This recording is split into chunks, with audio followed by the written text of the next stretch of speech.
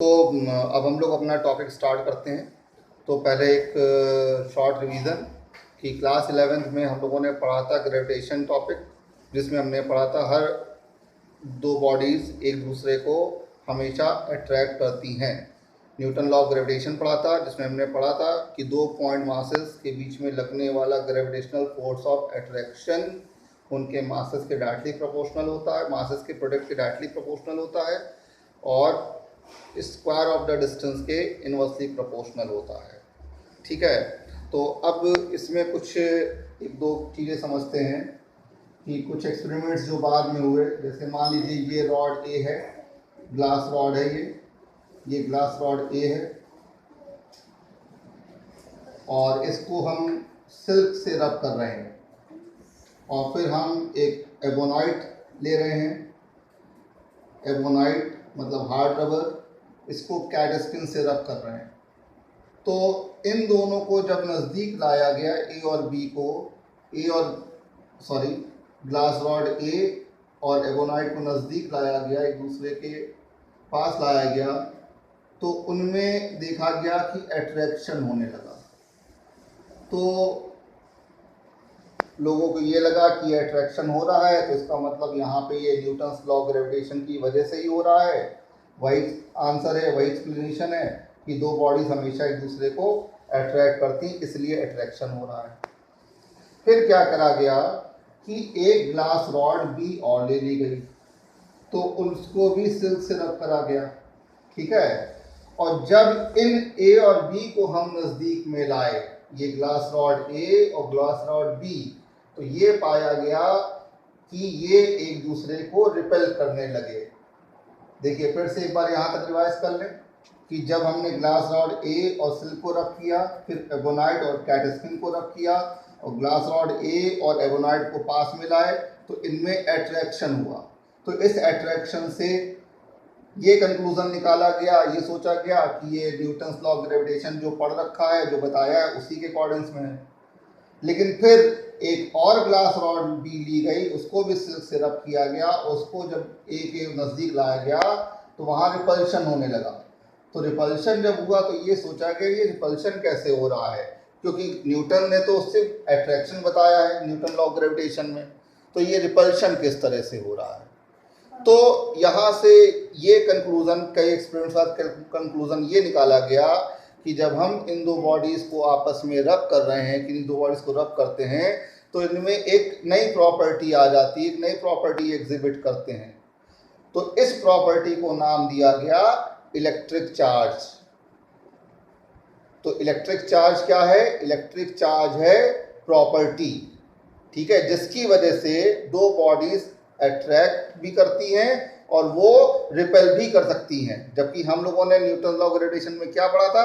सिर्फ अट्रैक्शन होता है, लेकिन यहाँ पे हम क्या देख रहे हैं कि रिपल्शन भी हो रहा है। अब रिपल्शन होने का मतलब इट मीन्स कि ये कोई अलग प्रॉपर्टी है, कोई नई प्रॉपर्टी है। तो इस नई प्रॉपर्टी को नाम दिया गया इलेक्ट्रिक चार्ज। तो हमारा जो टॉपिक है, हमारी जो क्लास 12 की पहली यूनिट है, उसका नाम है इलेक्ट्रोस्टैटिक्स। तो इलेक्ट्रोस्टैटिक्स यूनिट है, इसको हम स्टार्ट करेंगे।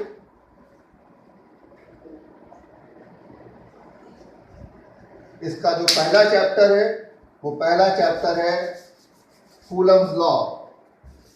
हमें कूलम्स लॉ, इसी में इलेक्ट्रिक चार्जेस के बारे में भी पढ़ना है। तो कूलम्स लॉ,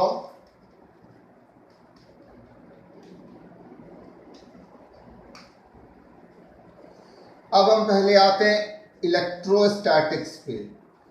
तो इलेक्ट्रोस्टैटिक्स, तो ये बना है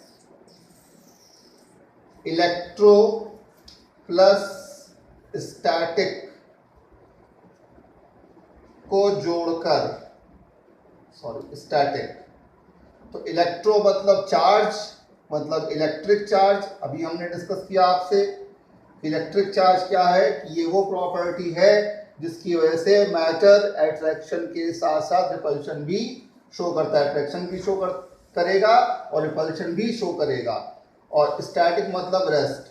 तो इस यूनिट में, इस ब्रांच में हम चार्ज के बारे में, उसके इफेक्ट्स के बारे में स्टडी करते हैं, जबकि वो रेस्ट में होता है। इसीलिए इस यूनिट का नाम है इलेक्ट्रोस्टैटिक्स। ठीक है, इलेक्ट्रोस्टैटिक्स कैसे पढ़ा? इलेक्ट्रो प्लस स्टैटिक, इलेक्ट्रो मतलब चार्ज, इलेक्ट्रिक चार्ज, स्टैटिक मतलब रेस्ट। तो यहाँ पे चार्ज के बारे में, उसके जो इफेक्ट्स हैं उनके बारे में स्टडी करेंगे जबकि चार्ज रेस्ट पे होगा। ठीक है, तो ये है इलेक्ट्रोस्टैटिक्स। तो अब इसमें हम बात करते हैं पहले इलेक्ट्रिक चार्ज की। तो इलेक्ट्रिक चार्ज हमने आपको अभी समझाया कि क्या है। इसी बेसिस पे हमने इलेक्ट्रिक चार्ज को डिफाइन भी किया कि electric charge is the property which is associated with matter due to which it produces and experiences electrical and magnetic effects. Electric charge is a property associated with matter due to which it produces and experiences electrical and magnetic effect. मतलब electric और magnetic effects को ये produce भी करता है और उनको experience भी करता है। ठीक है, ये होती इलेक्ट्रिक चार्ज की डेफिनेशन। ये आपने हमारे नोट्स में देखा भी है। ठीक है, हिंदी मीडियम वाले जो बच्चे हैं वो इस तरह से उनके परिभाषा है कि वैद्युत आवेश द्रव्य से संबंधित वह गुण है जिसके कारण वह वैद्युत और चुंबकीय प्रभावों को उत्पन्न करता है तथा उनका अनुभव करता है। बिल्कुल साधारण सी परिभाषा। और कैसे प्रॉपर्टी का तो हमने इलेक्ट्रिक स्टार्टिंग में बताया, उसको एक बार रिपीट करके आप देख लीजिएगा। ठीक है, अब हम यहाँ पर आते हैं इसकी कैरेक्टरिस्टिक्स के बारे में। Characteristics of charge, characteristics of electric charge. तो क्या क्या कैरेक्टरिस्टिक्स है? पहला, ये दो टाइप का होता है, पॉजिटिव एंड निगेटिव। ठीक है, अभी इसको और एक्सप्लेन करते हैं, थोड़ा सा वेट करें। Positive and negative. तो जैसे हमने कहा कि जब हमने दो चार्जेस को, जब हमने दो बॉडीज को रब करा, जैसे आपने देखा था ग्लास रॉड और ग्लास रॉड और सिल्क को, तो वहाँ पे इलेक्ट्रॉन का ट्रांसफर होता है। तो इलेक्ट्रॉन के ट्रांसफर से जो बॉडी इलेक्ट्रॉन लूज करती है वो पॉजिटिवली चार्ज हो जाती है, जो गेन करती है वो निगेटिवली चार्ज हो जाती है। ठीक है, तो इस तरह से चार्ज दो तरह के हुए, पॉजिटिव एंड निगेटिव। फिर पॉजिटिव निगेटिव का मतलब आप ऐसे भी समझें कि पॉजिटिव चार्ज का मतलब हुआ डिफिशियंसी ऑफ इलेक्ट्रॉन्स। भाई नॉर्मल कंडीशन में आपको पता है किसी एटम में नंबर ऑफ इलेक्ट्रॉन्स और नंबर ऑफ प्रोटॉन्स सेम होते हैं, वो इलेक्ट्रिकली न्यूट्रल होता है। लेकिन जब हम रब कर रहे हैं तो जो बॉडी अगर कोई इलेक्ट्रॉन गेन करे तो वहाँ पे इलेक्ट्रॉन के नंबर्स बढ़ गए तो निगेटिवली चार्ज हो गई। यही अगर किसी बॉडी ने अपने से इलेक्ट्रॉन लूज किए तो उसमें इलेक्ट्रॉन के नंबर्स कम हुए, प्रोटॉन के नंबर्स बढ़ गए, यानी वहाँ नेट पॉजिटिव चार्ज आ जाएगा। तो इस तरह से चार्ज दो तरह का हो गया, positive and negative. Positive charge deficiency of electrons बता रहा है, negative charge excess of electrons बता रहा है। फिर दूसरा आता है कि अपोजिट चार्जेस। अपोजिट चार्जेस हमेशा एक दूसरे को अट्रैक्ट करते हैं, जबकि सिमिलर चार्जेस में रिपेल ईच अदर। अब यहाँ ध्यान दें, मैंने वर्ड में यूज किया है, ऑलवेज नहीं। अब आप ये सोचिएगा ऐसा क्यों है, और इसको अभी मैं अगली क्लास में क्लियर करूंगा कि सिमिलर चार्जेस में क्यों बोला मैंने, ऑलवेज क्यों नहीं बोला। इसको हम अभी आगे आपको क्लियर कर देंगे। तो एक प्रॉपर्टी ये भी हो गई कि opposite charges attract each other, whereas similar charges में रिपेल ईच अदर। ठीक है, फिर तीसरी प्रॉपर्टी इसमें आती है जिसे बोलते हैं कंजर्वेशन ऑफ इलेक्ट्रिक चार्ज। तो कंजर्वेशन ऑफ इलेक्ट्रिक चार्ज, तो कंजर्वेशन ऑफ इलेक्ट्रिक चार्ज क्या है कि electric charge is a conserved quantity, मतलब संरक्षित राशि है। कंजर्व्ड क्वांटिटी मतलब charge can neither be created not destroyed but can be transferred from one body to other body. कैसे? तो जैसे अभी हमने बात किया था, मान लीजिए ये दो बॉडीज हैं, हमने ए और बी बॉडीज को जब आपस में रब किया, ठीक है, तो मान लीजिए इसके जो इलेक्ट्रॉन्स थे कुछ वो इसमें ट्रांसफर हो गए। तो जब इलेक्ट्रॉन्स इसमें ट्रांसफर हुए तो ये निगेटिवली चार्ज हो गई, इसमें दो इलेक्ट्रॉन की डिफिशियंसी हुई, इस पे +2 चार्ज आ गया, +2 चार्ज आ गया। तो अब चार्ज क्रिएट नहीं हुआ कि हमने रब किया तो इस पे निगेटिव आ गया, रब किया इस पे पॉजिटिव आ गया, ऐसा नहीं हुआ। क्या हुआ, इलेक्ट्रॉन्स का ट्रांसफर हुआ। जिसने इलेक्ट्रॉन गेन किए वो नेगेटिवली चार्ज हो गई, जितने इलेक्ट्रॉन गेन किए उतना नेगेटिव चार्ज हुआ, और जिसने इलेक्ट्रॉन लूज किए वो पॉजिटिवली चार्ज हो गई। ठीक है, तो charge, electric charge is a conserved quantity. Charge can neither be created not destroyed but can be transferred from one body to other body. मतलब वैद्युत आवेश को ना ही उत्पन्न किया जा सकता ना ही नष्ट, जबकि एक पिंड से दूसरे पिंड को स्थानांतरित किया जा सकता है। ठीक है, इसी में एक स्टेटमेंट हमने और लिखाई, उस स्टेटमेंट का भी बहुत इंपॉर्टेंस है, वो अभी आप आगे जैसे जैसे टॉपिक पढ़ेंगे तब आपको हम दिखाएंगे। तो वो क्या स्टेटमेंट लिखी थी कि in any process net charge of isolated system remains conserved. ठीक है, किसी भी प्रक्रम में, किसी प्रोसेस में आइसोलेटेड सिस्टम का नेट चार्ज हमेशा कंजर्व रहता है। इसका यूज हम आपको दिखाएंगे आगे। ठीक है, अब आते हैं इसकी फोर्थ प्रॉपर्टी पर, जिसमें कहते हैं quantization of charge. Quantization of charge, जहां वर्ड ये क्वांटाइजेशन आ जाता है इसका मतलब वहां पे कुछ रूल्स के अकॉर्डिंग्स में होगा या रिस्ट्रिक्शन लग जाते हैं। तो यहाँ पे रिस्ट्रिक्शन क्या है, यहाँ पे कहते हैं जो किसी बॉडी पे, किसी पार्टिकल पे जो नेट चार्ज होता है वो इलेक्ट्रॉन के चार्ज का इंटीग्रल मल्टीपल होता है। Q equal to plus minus NE, plus deficiency of electron show कर रहा है, negative excess of electron show कर रहा है। क्वांटाइजेशन मतलब कि जो नेट चार्ज है वो इलेक्ट्रॉनिक चार्ज के, इलेक्ट्रॉन के चार्ज के मैग्नीट्यूड के n टाइम्स होगा, इंटीग्रल मल्टीपल होगा। कहने का मतलब है कि जो चार्ज आप कहेंगे किसी बॉडी में 2 इलेक्ट्रॉन एक्सेस में है, 3 इलेक्ट्रॉन एक्सेस में है या 4 इलेक्ट्रॉन की डिफिशियंसी, आप ये नहीं कहेंगे कि half of the electron less है, 1.5 इलेक्ट्रॉन लेस है, 2.5 इलेक्ट्रॉन ज़्यादा है, ये मतलब नहीं है। मतलब जो चार्ज है वो इलेक्ट्रॉनिक चार्ज का इंटीग्रल मल्टीपल है, इंटीजर में होगा, +1e, +2e, -3, -4e ये होगा, ना कि +2.5 या 3.5।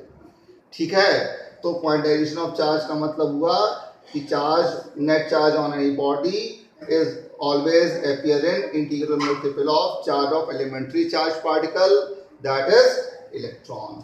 ठीक है, और E जो है ये जो E है इसकी ये होता है magnitude of charge of electron. Magnitude बोल रहे हैं इसलिए साइन नहीं लिख रहे हैं, मैग्नीट्यूड। तो मैग्नीट्यूड मतलब क्या, उसमें साइन की बात हम नहीं करते हैं। ठीक है, सिर्फ न्यूमेरिकल वैल्यू लेते हैं। तो 1.6 इंटू 10⁻⁻19 कूलम होता है। ठीक है, क्वांटाइजेशन से रिलेटेड कुछ पॉइंट्स है वो हम क्लास में ही आपके साथ डिस्कस करेंगे, इसमें नहीं कर रहे हैं कि जब वहाँ बताएंगे तो आपके क्वेश्चंस आएंगे, उनको सॉल्व करने में आपको और अच्छे समझ में आएगा। ठीक है, तो क्वांटाइजेशन हो गया। फिफ्थ प्रॉपर्टी इसकी है एडिटिविटी। एडिटिविटी हिंदी में बोलते हैं योगात्मकता।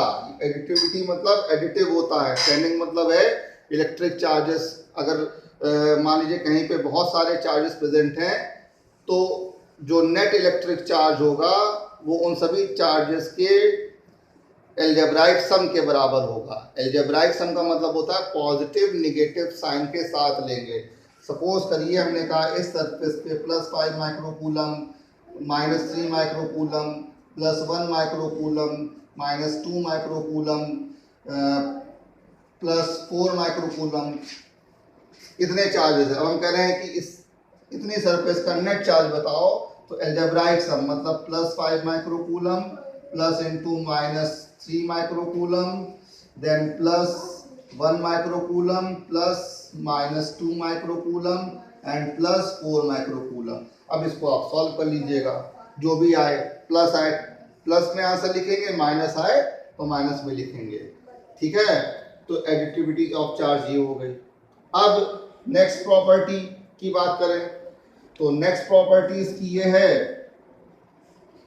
कि इलेक्ट्रिक चार्ज जो है वो इनवेरिएंट होता है।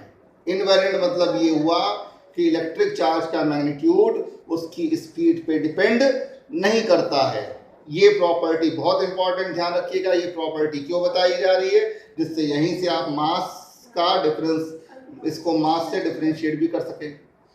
ठीक है, एक डिफरेंस तो यही बन जाता है कि भाई हम चार्ज बोल रहे हैं पॉजिटिव नेगेटिव है, जबकि मास एक ही टाइप का होता है, मास दो टाइप का नहीं होता है। पर एक यहाँ से मिल जाता है क्या, कि जो मास है वो स्पीड पे डिपेंड करता है। ठीक है, कैसे, हम अगर मान लीजिए कोई पार्टिकल स्पीड ऑफ लाइट की कंपेरेबल वेलोसिटी से मूव करता है, देन उसका जो मास है वो रिलेशन रहता है m equal to m naught under root 1 minus v square upon c square.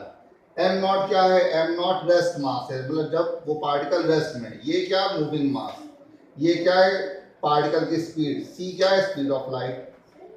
तो मास, अगर कोई particle comparable to speed of light से मूव करता है, देन उसके रेस्ट मास मूविंग मास के इक्वल नहीं होता है। ठीक है, इसलिए मास में ये रिलेशन दिया जाता है रिलेटिविटी थ्योरी से दिया जाता है, आइंस्टीन थ्योरी ऑफ रिलेटिविटी से। लेकिन इलेक्ट्रिक चार्ज के केस में ऐसा कोई भी रिलेशन नहीं है। इलेक्ट्रिक चार्ज चाहे रेस्ट पे हो, चाहे जितनी भी स्पीड से मूव करे, चाहे comparable to speed of light से भी मूव करे, उसका मैग्नीट्यूड नहीं बदलता। अगर +2 माइक्रोकूलम है तो +2 माइक्रोकूलम ही बना रहेगा। ठीक है, ध्यान रखिएगा, इलेक्ट्रिक चार्ज इज इनवेरिएंट। ठीक है, इनवेरिएंट। ये हो गया 6 पॉइंट। अब हम आते हैं 7 प्रॉपर्टी। तो 7 प्रॉपर्टी है, अगर चार्ज पार्टिकल रेस्ट पे है तो उसके अराउंड इलेक्ट्रिक फील्ड डेवलप होती है। चार्ज पार्टिकल, अगर चार्ज पार्टिकल रेस्ट में है तो वो अपने अराउंड इलेक्ट्रिक फील्ड प्रोड्यूस करता है। यही अगर चार्ज पार्टिकल अनएक्सेलरेटेड मोशन में है तो वो अपने अराउंड इलेक्ट्रिक फील्ड के साथ साथ मैग्नेटिक फील्ड भी प्रोड्यूस करता है। और अगर यही चार्ज पार्टिकल एक्सेलरेटेड मोशन में है तो इलेक्ट्रिक फील्ड भी होगी, वहां पर मैग्नेटिक फील्ड भी होगी, साथ ही साथ वो इलेक्ट्रोमैग्नेटिक वेव्स के फॉर्म में एनर्जी भी अपने से रेडिएट करेगा। ठीक है, तो ये सब चार्ज की प्रॉपर्टीज है। देखिए ये पहली क्लास है, हो सकता है कहीं पर बोलने में स्टैमरिंग हो रही हो, या हो सकता है कहीं पे लग रहा हो कि कुछ कमी रह गई, तो वो आप हमको बताएं। जो आपके डाउट्स हैं पूछें, हम कुछ डाउट्स तो इसी पे क्लियर कर देंगे, बाकी जब हम लोग क्लास में मिलेंगे लॉकडाउन खत्म होने के बाद तो वहाँ पे और अच्छे से डिस्कस कर लेंगे। ये एक ऑल्टरनेटिव व्यवस्था है, ऑल्टरनेट है खाली, कि आपका पढ़ाई से टच ना खत्म हो और आप नोट्स, ये नहीं सिर्फ नोट्स ही लिखें, जो लिखे उसमें आपको समझ में भी आता रहे। ठीक है, फिर जब ये क्लास प्रॉपर वे से होगी तो वहाँ हर एक चीज़ एक बार फिर से रिवाइज हो जाएगी, तो इस तरह रिवीजन भी आपका हो जाएगा और जहाँ जो कमी रह गई है वो भी पूरी हो जाएगी। लेकिन इस बीच में भी अगर कहीं आपको डाउट है तो आप हमको कमेंट सेक्शन में लिख के भेज सकते हैं, या आप हमें सीधे फ़ोन कर लीजिएगा व्हाट्सएप पे। जो हमारे स्टूडेंट्स उनके पास जो ग्रुप में बना हुआ है वो जानते हैं हमारा फ़ोन नंबर, वो बात कर लेंगे। और जो आउटसाइडर इनकेस अगर कोई देखते हैं तो कमेंट सेक्शन में बताएंगे, तो हमें उनकी जो मदद हो पाएगी हम वो कर देंगे, उसमें ऐसी कोई बात नहीं है। बस कमेंट सेक्शन में थोड़ा ध्यान रखिएगा, उल जलूल कमेंट्स ना हो। ठीक है, चलिए ठीक है, अब आज ही वाली क्लास पहले इसको पढ़िए और इसको देखें। ठीक है, और जहाँ जो डाउट हो वो पूछ लीजिएगा। ठीक है, चलिए फिर हम क्लास खत्म करते हैं। नेक्स्ट क्लास हमारी जो होगी इसके बाद हम जो चैप्टर हेडिंग है कूलम्स लॉ, उसी को ही डिस्कस करेंगे। ठीक है, ओके।